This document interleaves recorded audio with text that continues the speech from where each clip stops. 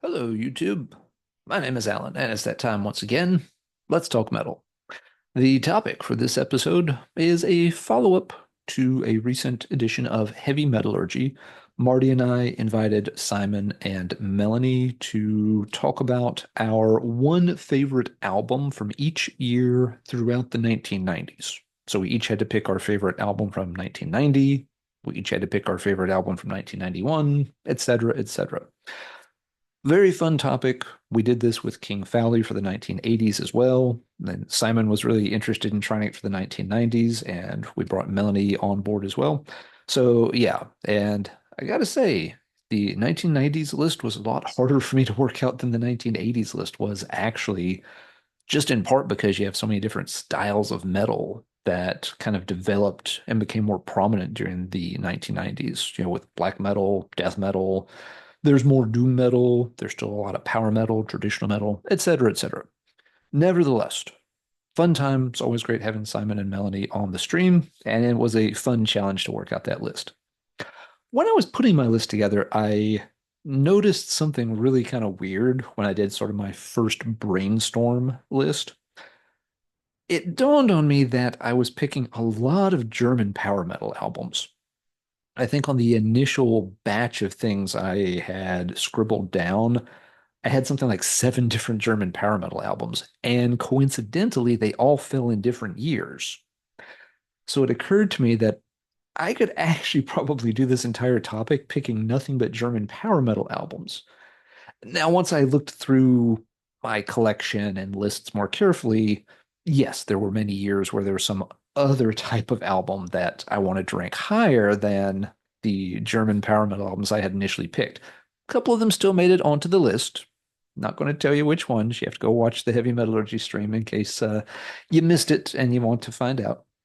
Nevertheless, I thought it would be kind of fun to generate a list of my favorite German power metal album from each year, 1990 to 1999, and do that instead.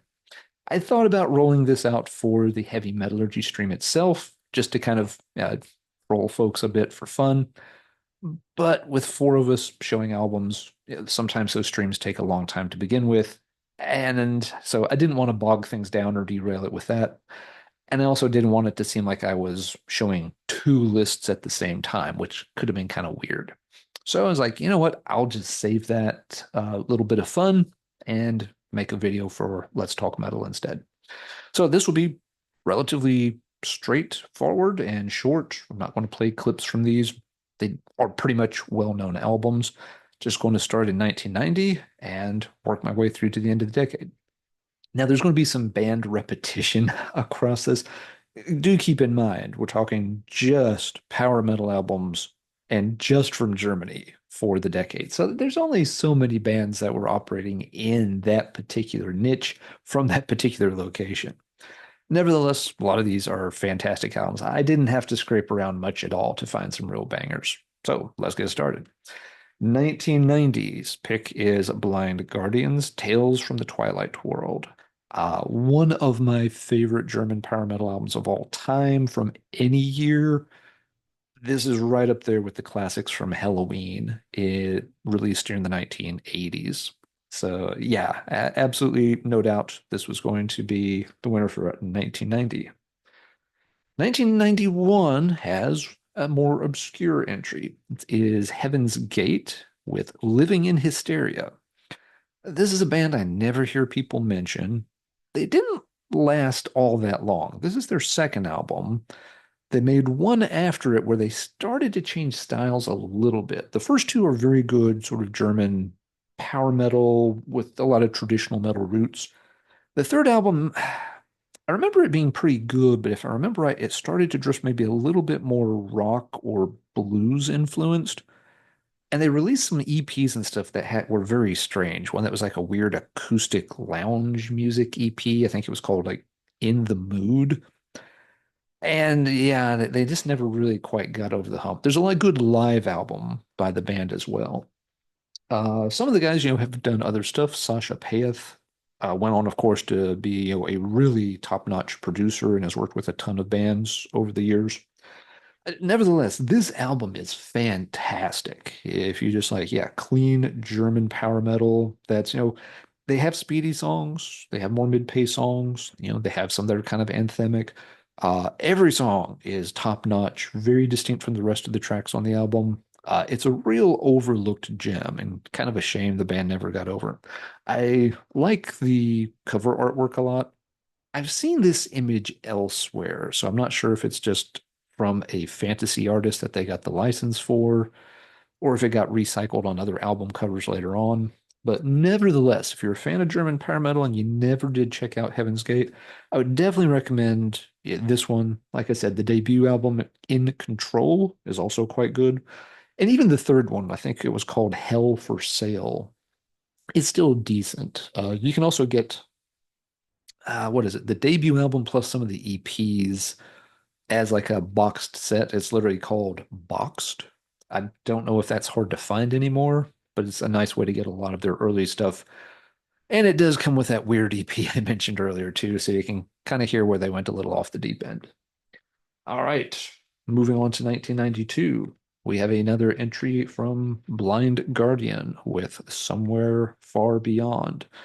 Excellent album. This is the one where they start to become more symphonic. There's still some fast, more traditional German power speed on here, but you start to hear more of the orchestration and the big bombastic sound. This is where they really started to play with that. Nevertheless, it's excellent. Almost every track is fantastic. It's a top-notch album. There's some other good ones that came out in 92, but I think I would still have to pick this as my favorite. 1993 is an album I don't own a copy of, so this is here as a placeholder to remind me that 93's pick was Gamma Ray Insanity and Genius. And I will say there's probably a better album out there that I'm just not that familiar with. Rage is the Missing Link is probably the correct answer, but I don't know that album very well. Insanity and Genius was Gamma Ray's third album, the last with the original vocal Ralph Schneppers. It is the best one they did with him. They were kind of shaking off all the, slightly quirky experimental stuff that Kai had been writing on the first two albums. And Insanity and Genius felt like they were ready to get down to business and make really solid, German power metal. I like about half the album a lot. I think most of like side A is very good. It's one of Ralph's better vocal performances. He's never been my favorite singer. I'm sure he's a wonderful human being. His voice just doesn't quite work for me. But he sounds pretty good on this material. But as the album goes on, there's, some of the tracks on side B have never really stuck with me. So 93 is the year that is most up for grabs here. If somebody can think of another album besides Rage or Gamma Ray that I have forgotten and overlooked, by all means, add it to the comments down below and I'll take a look at it. 1994 had some excellent albums come out, but the choice was pretty clear for me. It had to be Running Wild's Black Hand In. Arguably their best album ever, but other people are going to pick other albums. There's a lot of good ones. It's not easy to choose, but this is kind of Running Wild at their peak. Fantastic album, very fast, hyper speed material on a lot of this. The pirate themes are good. The non-pirate songs are good. The anthems are good. The fast songs are good. It's a banger. It loses just a little steam at the end. The big, like 15-minute epic track at the end doesn't quite get there. It's an ambitious try. Kudos on them for branching out and trying something a little different. This song doesn't quite work for me, but nevertheless, this album absolutely rips. Incredible German power metal. Let's see, that brings us up to 1995. Blind Guardian entry number three, Imaginations from the Other Side. Arguably their best album. It's really hard to say. It depends on which era of Blind Guardian you like the most. But this album is incredibly good.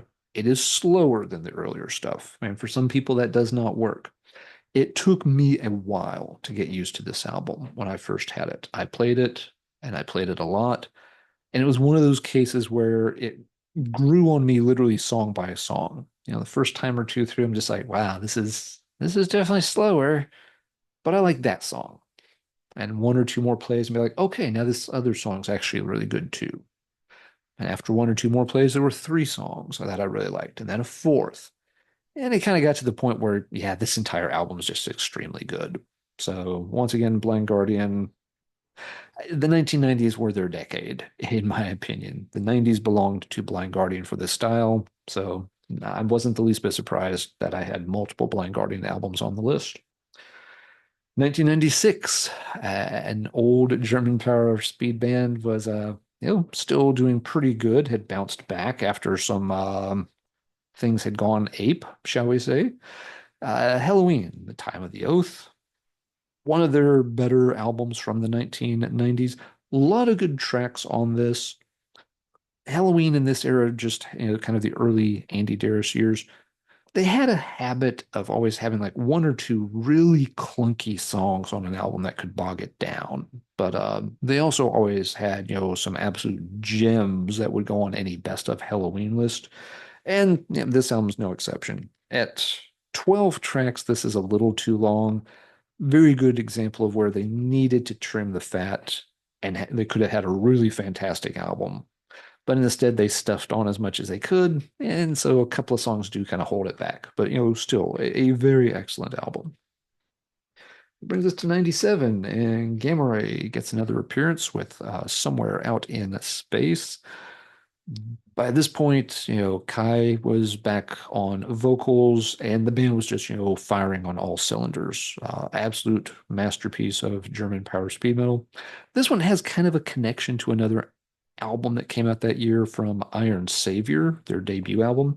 In fact, one of the songs on here is also on the Iron Savior album or vice versa. Kai was working with both bands. So they kind of tied them together because they both also had, sci-fi outer space themes to them.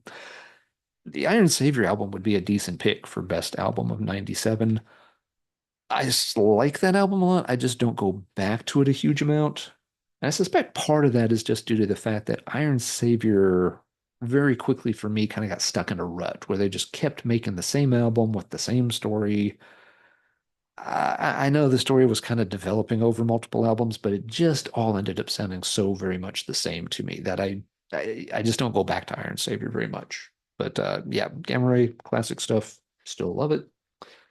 1998, we get our fourth and last Blind Guardian album for the decade. Like I said, 1990s were defined by Blind Guardian for me. This is Nightfall in Middle Earth. I think this is their real watershed moment. They tackle a very complex subject with Tolkien's Silmarillion, and they not only do it justice, they do it magnificently. They turned it into a full-blown concept album. The track list goes on forever because it's a very long story and very complicated. But all of these songs, or almost everyone, works perfectly to tell that chapter of the story. They really convey a lot of the emotion, the sort of, heartbreak and downfall of the Noldor. Even the introduction, which is, sort of focusing on, the, downfall, of the Dark Lord. Even there's a certain amount of pathos involved. So, yeah, this Blind Guardian has never gotten back to these heights ever since. They've made some good albums in the 21st century, but they've never quite gotten back to this level. That leaves us with 1 year to wrap this up. 1999, bit of a younger band, put out an excellent album. This was Edguy's third album, if I remember right, Theater of Salvation. Most people, when they hear Edguy, they think of, Tobias Sammet getting a little bit too silly, few too many costume changes. Edguy got kind of cartoonish over the years. And some of those later albums are still fun, but some of them just feel like they're maybe a little too campy happy. And of course, people also associate it with Avantasia, which, kind of drifts a little more out of metal territory to an extent. It's still power metal, but it has the more modern power metal feel to it. Edguy around this time, they still had a certain amount of, symphonics worked into the music, but they also were still playing straightforward German power speed metal, backing it up. So maybe like, a less over the top version of Blind Guardian Somewhere Far Beyond to an extent. This album and the second album, Vainglory Opera, are extremely good. I think they get overlooked because people got used to the later Edguy and they forget that, yeah, like albums two and three were quite strong. The debut album I haven't heard in a long time. I remember that one being a little rickety, like they hadn't quite figured out their formula yet. But I've always loved both Vainglory Opera and Theater of Salvation. So yep, Edguy gets to take the prize for 1999. So yeah, that is my list. My favorite German power metal album each year, 1990 to 1999. So now it's time to talk metal in the comments down below. Which of these do you agree with? Which of these do you take exception with? Like I said, some of these years had a lot of other good albums that I could have contended with. I decided just to make this kind of a short, simple, straightforward list rather than trying to reel off every particular contender from every year. Now, let's keep it short and simple, but yeah, let me know which years you would list a different album from and why. And in particular, let me know about 1993. I feel like that's the one year where I have maybe stretched a little bit. The fact that I don't even own Insanity and Genius tells you that it is quite beatable. Someone's just got to either jog my memory on an album I forgot or introduce me to an album that, yeah, I'm just not familiar with. All right, that's going to do it for this episode. Until next time, everybody take care. And as always, keep banging your head, especially to German power metal.